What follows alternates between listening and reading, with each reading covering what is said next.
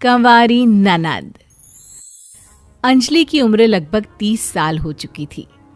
वो एक स्कूल में टीचर की जॉब करती थी। अंजलि के घर में उसकी माँ के अलावा उसका छोटा भाई और भाभी भी रहा करते थे। 30 साल की उम्र होने के बाद भी अंजलि की अब तक शादी नहीं हुई थी। इस बात को लेकर अंजलि की माँ रुक्मिणी देवी काफी परेशान रहा करती थी। माँ, मैं स्कूल जा रही हूँ, जरा मेरा टिफिन तो दे दीजिए। अब क्या पूरी जिंदगी मैं तुझे टिफिन बनाकर देती रहूंगी? अरे कुछ सोचा भी अपने बारे में या बस ऐसे ही? क्या माँ, सुबह सुबह फिर वही बातें लेकर बैठ गई। माँ गलत क्या कह रही है अंजलि दीदी? इतनी उम्र हो चुकी है आपकी, माँ कब तक आपकी सेवा करती रहेंगी? भाभी, मैंने माँ को कब कहा कि मेरी सेवा करो? वैसे भी अपना टिफिन मैं खुद तैयार कर लेती हूँ, बस टेबल से उठाकर देने को ही तो कहा था। वैसे अंजलि दीदी, देखा जाए तो टिफिन उठाकर देने की उम्र तो आपकी है। आपका अपना घर परिवार बच्चे होते तो ये जिम्मेदारी आज आप पूरी कर रही होती। एक बात मेरी समझ में नहीं आती, अगर मेरी शादी नहीं हुई तो इसमें मेरी क्या गलती है और तुम सब लोग मेरे पीछे क्यों पड़े रहते हो? अरे कुछ कहना क्या पीछे पड़े रहना होता है? अपने छोटे भाई को देख, तुझसे 3 साल छोटा है लेकिन 2-2 बच्चे खेल रहे हैं आंगन में। मुझे आप लोगों की कोई बात नहीं सुननी, जा रही हूं मैं। और आप में से किसी को मेरा कोई काम करने की जरूरत नहीं है, मैं खुद संभाल लूंगी। इतना कहकर अंजलि वहां से चली जाती है। शाम को जब अंजलि अपने स्कूल से लौटकर घर वापस आती है तो उसने देखा कि पड़ोस वाली निर्मला चाची वहां पर बैठी हुई थी। क्या बात है अंजलि बिटिया, नौकरी करके वापस आ गई? जी चाची जी, कैसी हैं आप? मैं तो ठीक हूँ बेटा, तुम बताओ शादी के बारे में कुछ सोचा या नहीं? अरे रहने दीजिए ना, इससे तो शादी की बात करना ही बेकार है। कुछ भी कहो तो गुस्सा करती है, बात बात पर आंखें दिखाती है। माँ, आप ऐसा क्यों कह रही हैं?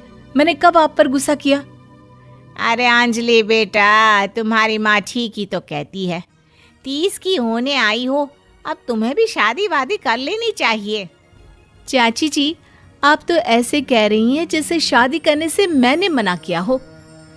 रहने दीजिए निर्मला चाची, हमारी अंजलि दीदी को अभी तक उनकी पसंद का दूल्हा नहीं मिला ना, इसीलिए वो शादी नहीं कर रही। भाभी, ऐसी कोई बात नहीं है। अरे तो फिर क्या बात है? तुम्हारी माँ ने तुम्हारे लिए इतने रिश्ते ढूंढे लेकिन तुम्हें कोई पसंद ही नहीं आता। क्या है ना चाची जी, हमारी ननद रानी नौकरी जो करती है, ऐसे ही थोड़ी ना किसी को पसंद कर लेंगी। अरे भाई, नौकरी का घमंड है तो बात अलग है, कोई और बात हो तो बताओ, कोई रास्ता निकाला जाए। नहीं नहीं चाची जी, कोई बात नहीं है, बस मुझे अभी तक अपनी पसंद का कोई मिला नहीं है।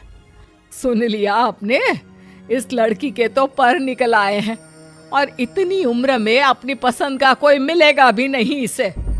माँ, आप मेरी शादी को लेकर हमेशा मुझे ताने क्यों मारती रहती हैं? अपनी माँ की बातें तो ताने लगती है। ताने हैं? बताओ, मैंने कुछ गलत कहा क्या?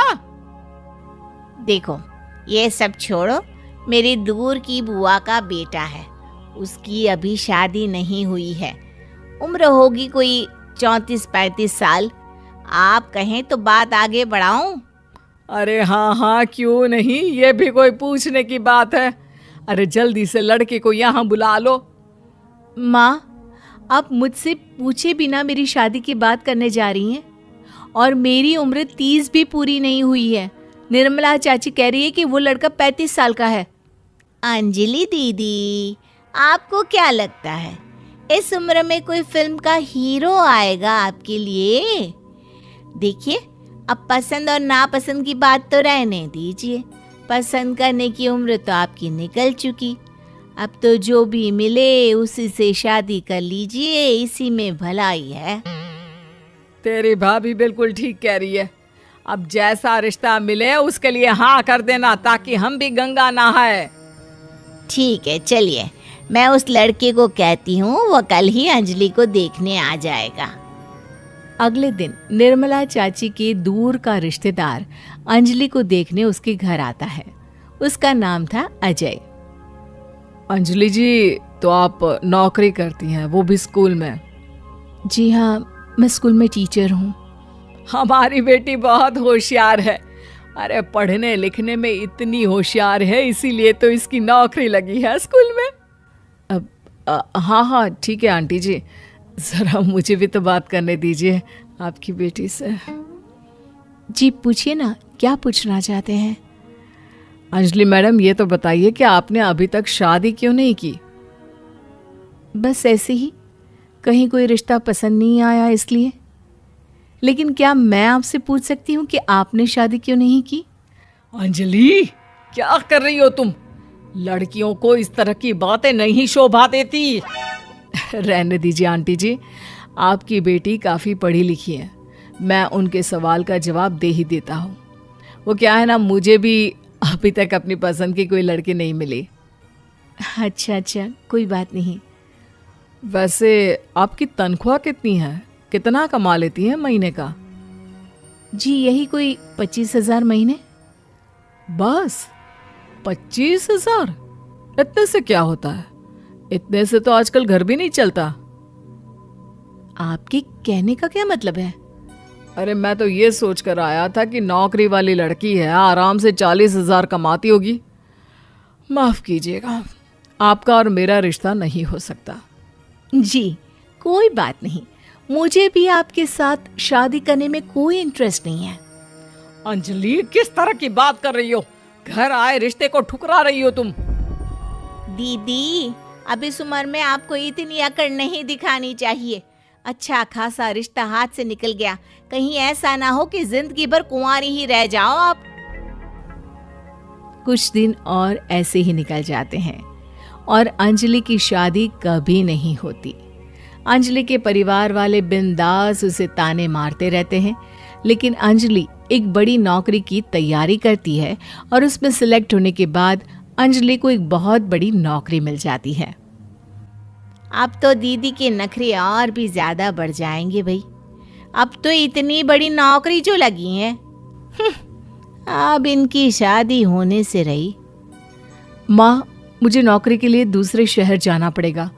आप जानती हैं ये बहुत बड़ी जॉब है और इसमें पैसे भी बहुत ज़्यादा मिलेंगे। अच्छा, कितने पैसे मिलेंगे बेटा? माँ, मुझे हर महीने 90,000 सैलरी मिलेगी। क्या? अरे वाह वाह, ये तो बहुत अच्छी बात है। लेकिन फायदा क्या? कितने भी पैसे मिले, शादी तो हुई नहीं ना तुम्हारी। अंजलि नौकरी करने के लिए दूसरे शहर में चली जाती है और जब कुछ महीनों के बाद वो वापस घर आती है तो उसे अपने पति के साथ देखकर उसके घर वाले हैरान रह जाते हैं। अरे अंजलि, तूने शादी कर ली और हमें बताया तक नहीं। और दामाद जी करते क्या है? इतनी बड़ी कार है उनकी। माँ, मैं आपको सब कुछ बताना चाहती थी, लेकिन आप सबके ताने सुनकर बहुत दुखी हो गई थी और इसलिए मैंने अपनी पसंद से शादी कर ली। मेरे पति मेरे साथ ही ऑफिस में नौकरी करते हैं और बहुत बड़े अफसर हैं। और एक बात बताऊं माँ, आज मैं बहुत